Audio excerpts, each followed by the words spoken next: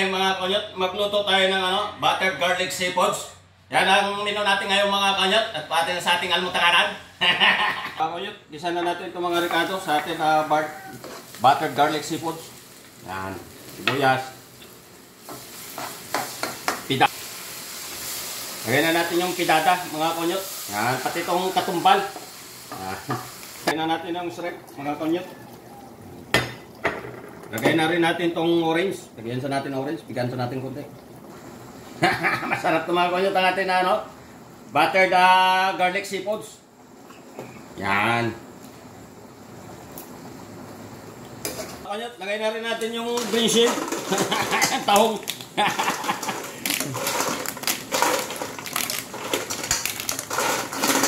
Mga kanyot, ito na. Luto na yung ating buttered garlic seafoods. Yan. Mapabawa naman tayo dito mga kanyot sa ating almutakaran. Po? Ayos mga kanyot. Napakasarap ng lasa niya mga kanyot. Kanyot, nagluto tayo ng buttered seafoods garlics. Ito yung menu natin ngayon mga kanyot. Yan. Buttered garlic seafoods tayo mga kanyot.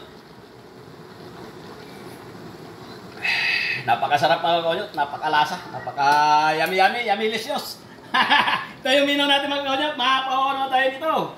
Sabayan nyo na ako sa ating almutakanan. Ito na, luto na yung ating buttered garlic seafoods. Yung natin ngayon mga kanyot, menu sa ating almutakanan. Ayan o.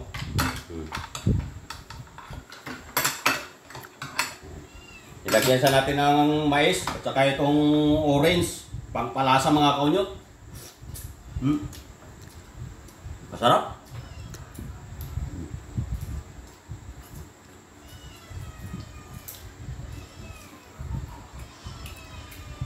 Tahong. Tahong. Ayos mga kanyot, sabayan nyo mga kanyot. Mapawaw naman tayo nito mga kanyot sa ating almutakanan. Ayos.